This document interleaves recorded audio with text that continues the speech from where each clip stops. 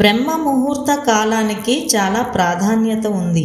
ఆ ముహూర్తాన ఎలాంటి పనులు ప్రారంభించినా సకల శుభాలను ప్రసాదిస్తుందని అంటారు. బ్రహ్మ ముహూర్తానికి ఎందుకంత ప్రాధాన్యం అంటే సూర్యోదయానికి 48 నిమిషాల ముందు సమయం, అసూర్య ముహూర్తానికి 48 నిమిషాల ముందు సమయాన్ని బ్రహ్మ ముహూర్తం అంటారు.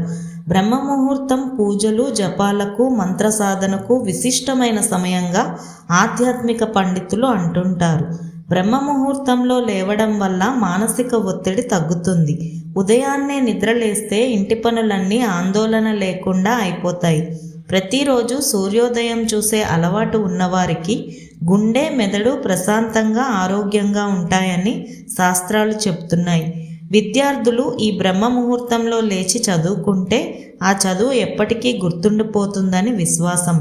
ఆయుర్వేదం ప్రకారం రాత్రి త్వరగా నిద్రపోయి ఉదయం సూర్యోదయానికి ముందే నిద్రలేచే వారికి అనారోగ్య సమస్యలు ఉండవు.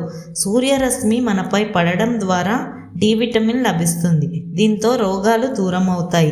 బ్రహ్మ ముహూర్తం గురించి రాత్రి భాగంలో ఆఖరి 48 నిమిషాలను, సూర్యోదయానికి ముందు 48 నిమిషాలు బ్రహ్మ ముహూర్తం అంటారు.